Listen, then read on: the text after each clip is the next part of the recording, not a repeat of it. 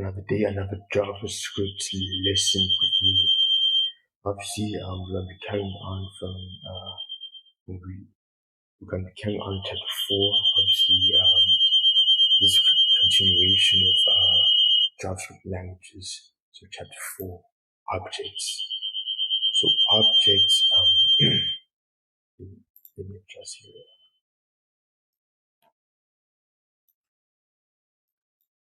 Right, so objects in JavaScript are very similar to arrays, but objects use strings of numbers to access different elements. The strings are called keys or properties, and the elements they point to are called values. So obviously, in order to recreate an object, we should store lots of information about a single animal by creating a JavaScript object. Using object that stores information about three-legged cat named Harmony. So we store lots of information about a single value in the process of creating a single variable, obviously. So we're gonna take this, right, folder blank.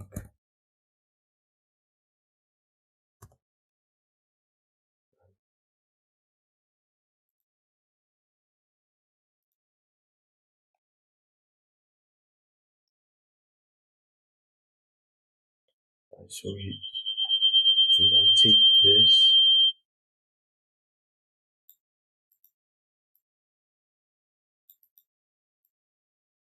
And then we're gonna put it in our index of VS Studio.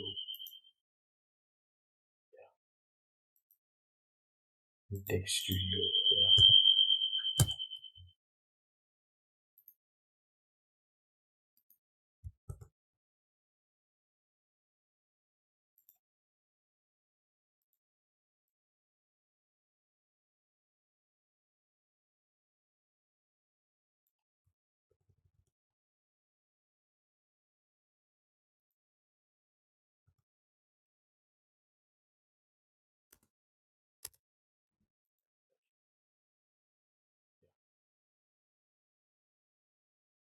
That's just an example of this is just an example of creating objects. So yeah. So to create one, we use curly brackets to serve the string brackets we use to make arrays. In between the curly brackets, we enter key value pairs. Right? The curly brackets and everything in between them are called an object literal. Object literal is a way of creating objects by writing out the entire object at once. Right? So basically, right? So basically, that's how it's done. That's a little overview of doing so. So just to give you a basic synopsis of the terminology we use, the strings are called keys or properties, and the elements they point to are called values. Together, these pieces of information are called key value pairs. While arrays are mostly used to represent lists of multiple things, objects are often used to represent single things with multiple characteristics or attributes. For example, we made several arrays that listed different animal names, but what if we want to store different pieces of information about one animal? This is where creating an object comes into play. So obviously, one of you guys see my face. So obviously, an array would basically be like a grocery list of different things that you want to list, right? That you want to basically put down.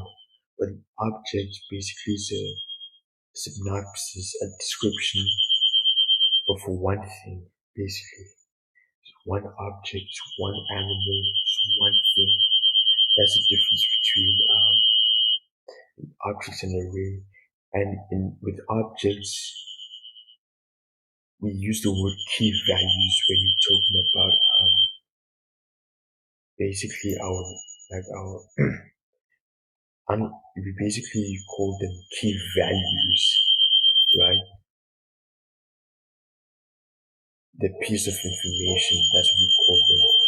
Thank you very much for your time, and I hope you guys see my face. Hope you guys enjoyed the lesson. Thank you.